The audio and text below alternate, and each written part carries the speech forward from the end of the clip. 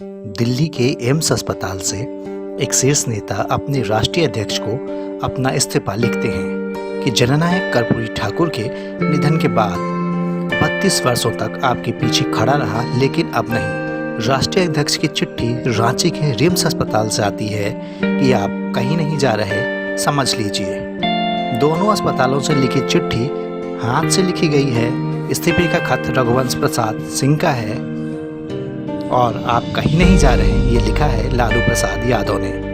बिहार में विधानसभा चुनाव का बिगुल बज चुका है, हर ओर सियासत हावी है। इस सियासी बयार में क्या यह दोनों चिट्ठी बस सियासी कागज भर है या फिर इनके कुछ अलग मायने हैं? इसे जानने के लिए हमें लालू प्रसाद यादव और रघुवंश प्रसाद सिंह की सालों पीछे की कहानी जाननी पड़ेगी।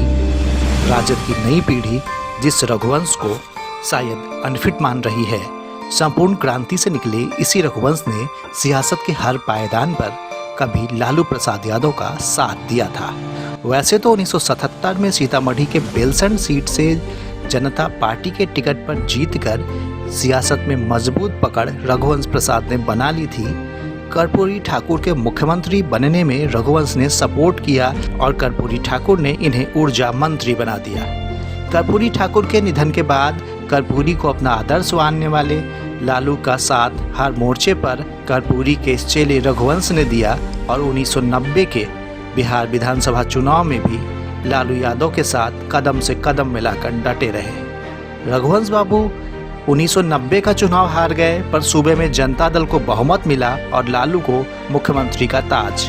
लालू को रघुवंश की मदद याद थी और उन्होंने रघुवंश प्रसाद को विधान परिषद में भेज दिया, फिर मंत्रिमंडल में मंत्री बना दिया।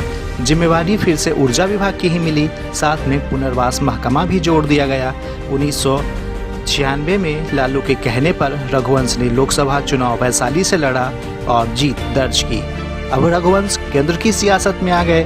जनता दल गठबंधन की सरकार बनी, देवगौड़ा प्रधानमंत्री बने और बिहार कोटे से राज्य मंत्री बने रघुवंश प्रसाद सिंह। 1977 में देवगौड़ा की जगह इंद्र कुमार गुजराल प्रधानमंत्री बने और रघुवंश को खाद्य और उपभोक्ता मंत्रालय की बड़ी जिम्मेवारी मिली। 1999 के लोकसभा चुनाव में शरद यादव से लालू प्रसाद यादव हार गए और रघुवंश प्रसाद को आरजेडी का संसदीय दल का अध्यक्ष बनाया गया। उस वक्त प्रधानमंत्री थे अटल बिहारी वाजपेयी और अपने दम पर संसद में विपक्षी नेता के तौर पर रघुवंश प्रसाद सिंह ने एक मजबूत पहचान बनाई। वो सरकार को हर मोर्चे पर घेरते रहे। 2004 में फिर केंद्र में कांग्रेस लौटी और 22 सीटों पर जीत दर्ज करने वाली राजद के लालू प्रसाद रेल मंत्री बने तो रघुवंश को ग्रामीण विकास मंत्रालय की जिम्मेदारी मिली। 2009 के लोकसभा चुनाव में राजद की सीट 22 से घटकर महज 4 पर आ गई। राजद ने सरकार को बाहर से समर्थन दिया। कहते हैं कि रघुवंश प्रसाद सिंह को कांग्रेस में शामिल होने के कई प्रलोभन दिए गए, पर रघुवंश ने लालू का साथ नहीं छोड़ा। 2014 के लोकसभा चुनाव में रघुवंश प्रसाद लोक जनशक्ति पार्टी के रामकिशोर सिंह से हार गए। इसके बाद फिर से लोकसभा चुनाव में उन्हें राजद ने वैशाली से ही टिकट दिया। वे चुनाव मैदान में उतरे और एक बार फिर रघुवंश प्रसाद सिंह को हार का मुंह देखना पड़ा। यहाँ से बीना देवी जीत कर आई। चारा घोटाले में पहली बार लालू के जेल जाने से लेकर राबरी के बिहार की सत्ता संभालने तक हर मौके में वे पार्टी के अच्छे बुरे दिनों में सीना तान कर खड़े रहे। लालू प्रसाद के हर फैसले का सम्मान किया। Shift India bureau report.